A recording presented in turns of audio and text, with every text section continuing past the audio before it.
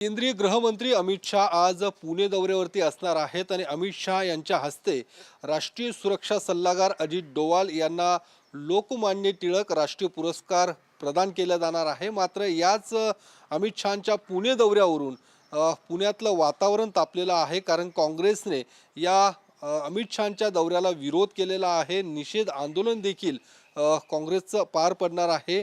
या संदर्भात बोलण्यासाठी आता भाजपचे शहराध्यक्ष धीरज घाटे आहेत।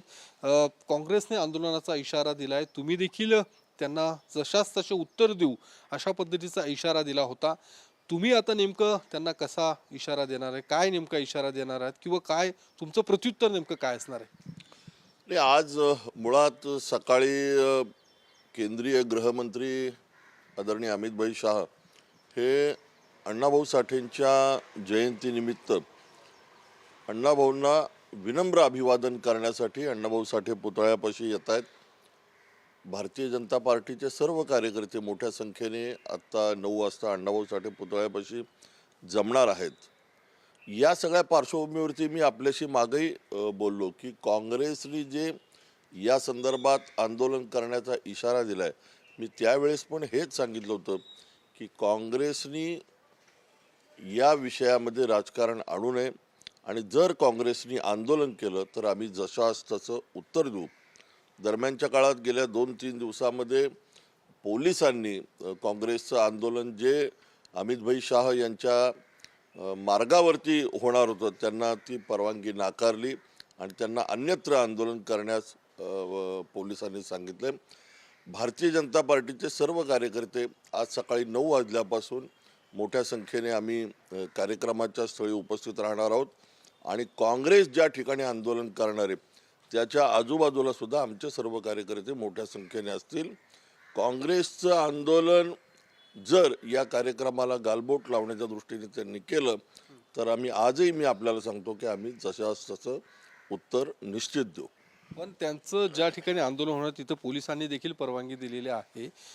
सातारा रोडपर्यंत उत्सव हॉटेलजवळ त्यांचं आंदोलन होणार आहे, त्या ठिकाणी देखील तुमचे कार्यकर्ते जाणार, त्याला प्रत्युत्तर देणार आहेत? असं आहे की त्यांनी लोकशाही पद्धतीने त्यांना जे करायचंय ते निश्चित करावं, पण या कार्यक्रमाला कोणत्याही पद्धतीने गालबोट लावण्याचा प्रयत्न केला तर भारतीय जनता पार्टीचे कार्यकर्ते सुद्धा आम्ही मोठ्या संख्येने सकाळी 9 वाजल्यापासून सर्वच शहरभरामधनं आमचे कार्यकर्ते एकत्र येत आहेत। त्यामुळे काँग्रेसने आजही त्यांची जी भूमिका आहे अडमुटेपणाची, मला असं वाटतं की अमितभाई शाह हे या देशाचे सर्वोच्च नेते आहेत, भारतीय जनता पार्टीचे सर्वोच्च नेते आहेत। केवळ विरोध करून राजकारण करणं हे काँग्रेसच्या, मी त्यावेळेसही सांगितलं की काँग्रेसचे जे अर्धे अध्यक्ष आहेत प्रशांत जगताप यांची ही भूमिका अडमुटेपणाची, आजही त्यांनी आपली भूमिका बदलावी। भारतीय जनता पार्टी या कार्यक्रमाच्या तयारीसाठी गेले 8 दिवस आम्ही प्रयत्न करतोय, त्यामुळे या त्यांच्या भूमिकेत त्यांनी बदल करावा। या सगळ्या आंदोलनाच्या पार्श्वभूमीवरती काँग्रेसच्या काही कार्यकर्त्यांची, पदाधिकाऱ्यांची धरपकड पोलिसांकडून सुरू करण्यात आलेली आहे। काहींना नोटिसा बजावण्यात आलेल्या आहे, काहींना पोलीस स्टेशनला बोलवण्यात आलेलं आहे। याकडे तुम्ही कसं पाहताय? कारण या सगळ्या आंदोलनाचं त्यांनी इशारा दिल्यानंतर ही कारवाई सुरू झालेली आहे। मला असं वाटतं की आज शहरामध्ये आपण बघतोय की लोकमान्य टिळक पुरस्कार, लोकशाहीर अण्णाभाऊ साठे जयंती, शहरामध्ये मोठ्या प्रमाणामध्ये समाज एकत्र येतो या कार्यक्रमांच्या निमित्ताने आणि कुठेही कायदा सुव्यवस्थेचा प्रश्न निर्माण होऊ नये म्हणून पोलीस त्यांची जबाबदारी निभावत असतात। पोलिसांनी आम्हालाही विनंती केली, आम्ही पण पोलिसांशी चर्चा करताना हेच सांगितले की आम्ही कुठेही कायदा सुव्यवस्थेचा प्रश्न निर्माण होईल अशा पद्धतीने आमचे कार्यकर्ते काही वर्तन करणार नाहीत, परंतु आपण काँग्रेसचे अध्यक्ष आणि त्यांच्या कार्यकर्त्यांना या संदर्भात योग्य त्या सूचना द्याव्यात।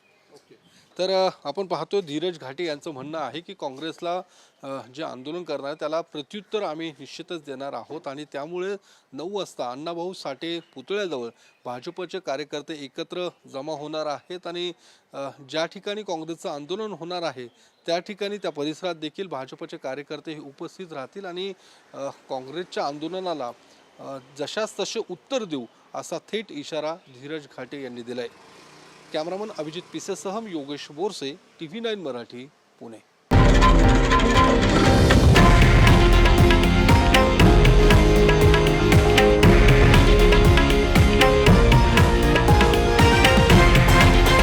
हे आहे देशातील नंबर 1 न्यूज नेटवर्क आणि आपण पाहत आहात TV9 मराठी, एकमेव.